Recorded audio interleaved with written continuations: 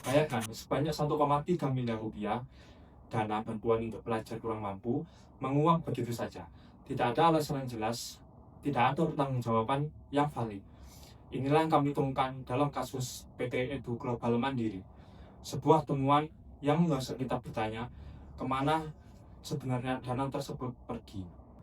PT Edu Global Mandiri atau EGF adalah perusahaan yang bergerak di bidang teknologi pendidikan dan pembelajaran digital. Sejak tahun 2022, EGM dipercaya pemerintahan sebagai mitra dalam penyaluran dana BOS atau bantuan operasional sekolah, serta dana PIP atau program Indonesia Pintar yang ditunjukkan untuk siswa dari keluarga yang tidak mampu.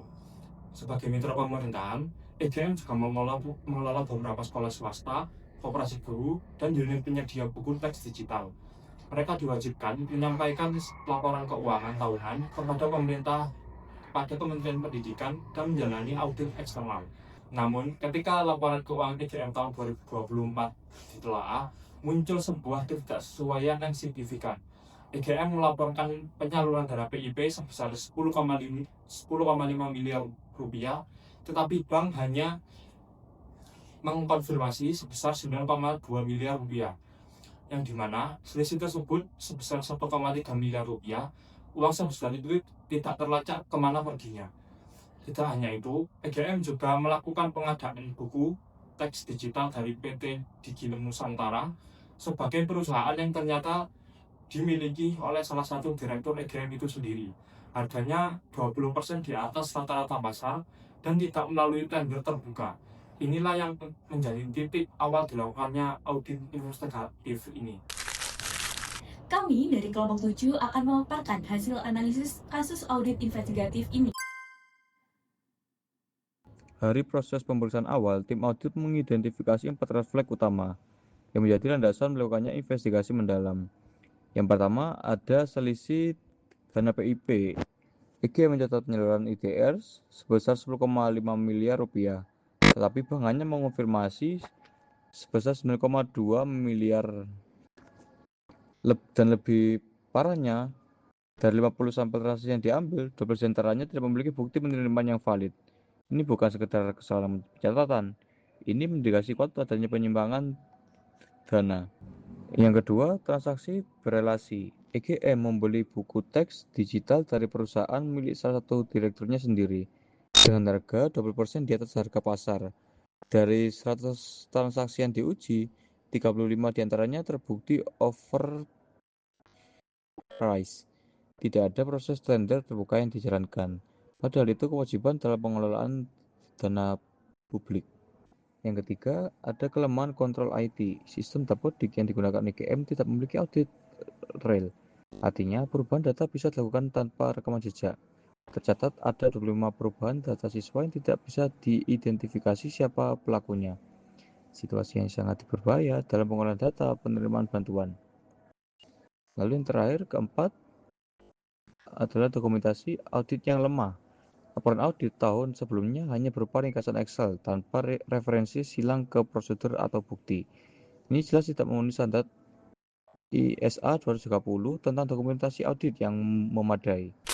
Untuk memahami akar masalah secara menyeluruh, tim kami menggunakan kerangka analisis PESTEL dari sisi ekonomi dan hukum.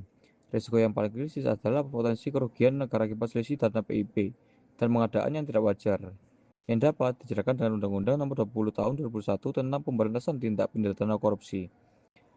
Dari sisi sosial, dampaknya langsung dirasakan oleh siswa kurang mampu yang seharusnya menerima bantuan PIP, dan dari sisi teknologi, absennya audit real di sistem Dapodik membuka celah manipulasi data yang sangat rentan. Untuk prosedur auditnya, tim kami telah merancang 2 lini pengujian utama sesuai dengan standar audit yang berlaku. Lini yang pertama yaitu TOC atau Test of Control. TOC ini bertujuan untuk menguji apakah pengendalian internal perusahaan telah sesuai dengan fungsi yang semestinya. Pada tahap ini juga dilakukan wawancara terhadap pihak-pihak yang bertanggung jawab, observasi langsung ke dalam proses penyaluran dana, serta telaah dokumen otorisasi dan rekening koran. Pengujian lini kedua yaitu prosedur substantif. Prosedur substantif ini menguji secara langsung transaksi-transaksi yang berkaitan. kami mengadopsi metode Stratified Random Sampling sesuai dengan ISA 530, yaitu dengan mengelompokkan populasi berdasarkan tingkat resikonya. Transaksi yang memiliki nilai tinggi dan terindikasi anomali akan mendapatkan porsi sampel yang lebih besar. Untuk teknologinya, tim audit menggunakan 3 pendekatan utama. Yang pertama yaitu Benford's Law untuk mendeteksi pola angka yang tidak wajar dalam data keuangan. Yang kedua yaitu IT forensik untuk mengungkap identitas pelaku di balik 25 perubahan data siswa yang masih misterius. Yang terakhir yaitu Computer Assisted Audit Technique untuk menganalisis data transaksi secara masif dan otomatis.